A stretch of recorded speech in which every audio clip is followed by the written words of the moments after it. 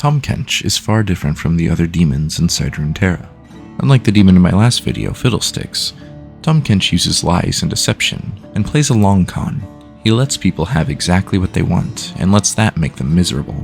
It is only our nature to desire everything, but once we get it, we realize it's not exactly what we wanted, and he feeds off that.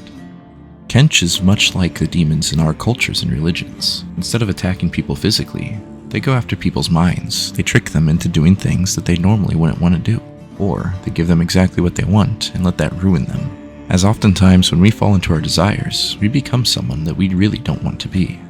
All he does is give you a little encouragement, a little push, and suddenly you find yourself doing it to yourself. He brings out the worst in us, and that is exactly why they fear him. Remember to like and subscribe, and above all else, please comment. The comments that I receive from you are what make me want to do this more. If you have any game-related stories that you want me to read, please do tell. I do love seeing what you enjoy and reading it for you, so you don't have to. Without further ado, let's unbench the Kench. Call me king, call me demon. Water forgets the names of the drowned. Tahm Kench, the River King. The waterways of Valoran are old, but far older still is the demon Tahm Kench. From muddy gambling tents along the Serpentine River, through the salt-crusted dice halls of Bilgewater, to the gilded wager tables of Piltover and Zon, all those who have given a covetous glance to the other's wealth know the unending hunger that comes from an encounter with the River King. The first tales of the creature were told by a traveling people who piled the Serpentine. They warned of a giant fish with a cavernous mouth who would lure in the dissatisfied with the promise of more. One such story was that of a young man renowned for his honesty. Though born to the ways of a raftsman, he desired a life beyond the poor banks he knew so well, and the River King promised him an unforgettable experience if only he would tell one little lie. It seemed harmless enough, so the raftsman bent the truth in a conversation with his own brother. That night, the demon appeared, revealing a fork in the river the raftsman had never noticed before. He followed it to a camp of foreign folk who offered him food and drink and fresh companionship. As dawn neared, the raftsman was full and ready to return to his people. The demon appeared again, promising an even greater experience for another lie. His interest piqued, the man accepted the bargain, telling falsehoods to his hosts. The river parted again, and he followed it to an evening of even greater luxury. This continued night after night, until the once honest raftsman's deceits came as easily as breathing. When the river finally emptied into the sea, he found himself alone and lost. There was no one left to lie to. So many dark choices, all of them his own, had left the raftsman with no way back home. The brackish rivers of the mainland carried the tales of the River King to the Blue Flame Isles, where a creature gained a name as his legend grew, Tahm Kench. In Bilgewater, fortunes are boom or bust, with as much wealth going out with the tides as comes in. Many a tavern yarn tells of old Tahm, a demon of the water with an unending appetite for games of chance, such that the loquacious beast becomes a symbol of many of the city's gambling dens and houses of sin. Once the sun gates opened easy trade from Bilgewater to Piltover, tales of Tahm Kench became more common in the City of Progress and its underbelly Zon.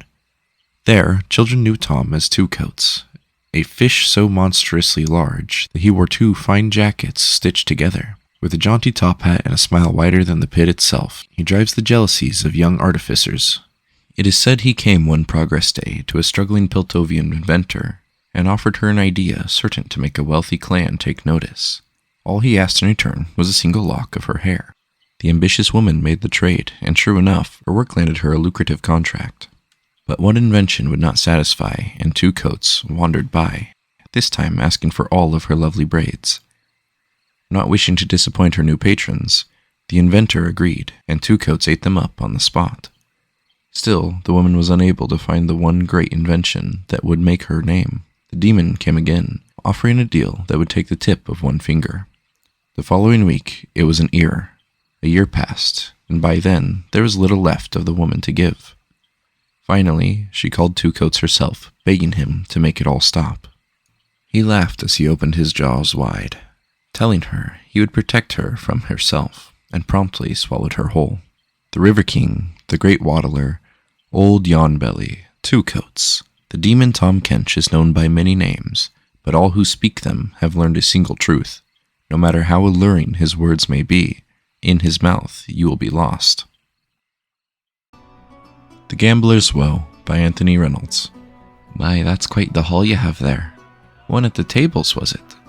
Well, here's to your very good health. Cheers. Oh no, I'll not be rolling the dice with you. Not a gambling man no more, or so I tells myself. There were a time though. What happened? The River King happened, that's what. Aye, two coats, that old devil Tahm Kench. He's what happened. I was Bilgewater, beg your pardon, and living in a flop house. Had nothing to me name. Not till the single gold kraken this one here, came into my possession. I could tell you how, but you'd call me a liar. So, with this one coin, what I oughta done was pay my debts and find a new crew to join. I was a harpooner, see. Should have put aside whatever was left for the future. Been responsible like. Harpooning's harsh life, even for a younger man. But that's when the River King found me. Why work someone else's ship, he said. Slaving away, risking your life for next to nothing, when you might have a ship of your own. I just had to think bigger. Like, of course one kraken won't buy me a ship. But he had an answer for that too, didn't he? Dice. One good throw of the bones, and I'd have enough to start my own little operation. Others could do the danger work, while I sit back, nice and plump, enjoying the profits, and after a few more drinks, you understand, that crooked devil's advice started to make a lot of sense to me ears. So, blinded by greed and possibility, I went along with it. That night were a blur. I woke up well after noon the next day, me head fairly pounding. Had no idea where I was, some fancy bawdy house, as it turns out, but on the dresser were my previous night's winnings. More than enough to purchase myself a ship. But the River King, he'd given me a taste of something more. Why should young Lars content himself with a single ship, when he could have a fleet? Just needed to chance my hand a few more times. That's Bilgewater. There's riches to be had if you're willing to risk everything over and over. With old two coats arm around me, I was led from dice tables to other halls of avarice, from backroom card games to gambling and betting parlors. High and low, I spent a fortune, lost a fortune, then made it all back again. Around and around in that alluring spiral I went. I was feeling the hunger, the yearning, and it was pulling me down like a whirlpool. Years passed, and somewhere along the way, I'm ashamed to say, I forgot what I was doing it for. I forgot who I was. I had it all, but it never were enough. I wanted more. And that's when I started losing big. That made me double down, go for broke, all or nothing, looking for the big stakes to put me back on top. Pretty soon, I was in a worse state than I'd been to start with. Sleeping in gutters, catching rats to eat, if I were lucky. I begged, borrowed, and stole from everyone who'd ever shown me any kindness. Lost all my mates chasing the dream. It fed on misery, see, does Tahm Kench. As old as sin he is, and older than Bilgewater by far. Been round from the start of things, gorging himself on the desperation that comes with the greed and sorrow in a man's heart. I mean, I'd done it to myself, but it were him that gave me the means. You might say he took me to the cliff's edge, but I were the numpty that threw myself off, beg your pardon. And that old glutton revelled in my despair. Came to me once more, he did, when I was at the very lowest, drinking from puddles, having sold me own legs to be used for chum. In the darkest nights, whispering and codgeling, it pressed this gold kraken back into me hand, with a knowing wink. 'Twere the same one I had back at the start. It was this damn coin that started me on the wretched path, eh? It opened his mouth up wide and said, "It's not too late, Lars. Never too late. Come with me, and we'll find you a fortune again." Even after everything, I was tempted. Of course I was. But no, I resisted. Mother Serpent knows how. Two Coats only laughed. Said he'd be there when I changed me mind.